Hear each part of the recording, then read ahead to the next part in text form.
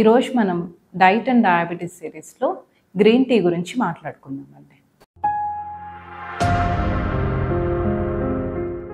నమస్తే అండి, నేను doctor Ashwini Pachala, green hospital, Guntur.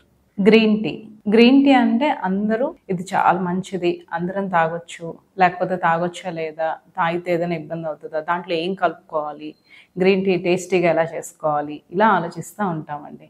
యాక్చువల్గా గ్రీన్ టీ అంటే అది చాలా రిచ్ ఇన్ యాంటీ ఆక్సిడెంట్స్, అందుకని అందరం కూడా అది తాగితే మంచిదని అనుకుంటూ ఉంటాము. అది తాగటం చాలా మంచిది, బట్ మనం ఎలాంటి బ్రాండ్ చూస్ చేసుకుంటున్నాం అనేది ముందు చాలా ముఖ్యం.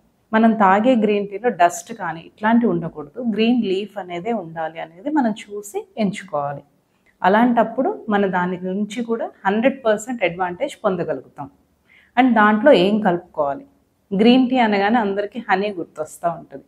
బట్ డయాబెటిక్ పేషెంట్స్ ఎవ్వరూ కూడా ఏది మిక్స్ చేసుకోకుండా డైరెక్ట్ వాటర్లో గ్రీన్ టీ అనేది డిప్ చేసుకొని కొన్ని సెకండ్స్ వెయిట్ చేసి 2 minutes అట్లా దాని తర్వాత తాగితే మంచిదండి. అంతేకాని ఏదైనా యాడిటివ్ అంటే లైక్ షుగర్ కానీ లేకపోతే హనీ కానీ జాగరీ కానీ ఇలాంటిది ఏది మిక్స్ చేసినా కానీ దానికి ఉన్న ప్రాపర్టీస్ మనం తీసుకోలేమండి.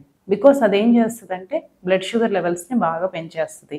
సో దీనివల్ల వచ్చే లాభం కన్నా నష్టమే ఎక్కువ అవుతుంది. సో ఇవేంటంటే మెయిన్గా మన బాడీలో ఫ్రీ రాడికల్ డ్యామేజ్ అనే దాన్ని ఎరాడికేట్ చేయడానికి హెల్ప్ చేస్తుంది. సో దానివల్ల ఇన్సులిన్ సెన్సిటివిటీ అనేది బాగా పెరుగుతుంది. సో ఇలాంటి వాటిని రెగ్యులర్గా మీ డైట్లో ఇంక్లూడ్ చేసుకుంటే చాలా మంచిది.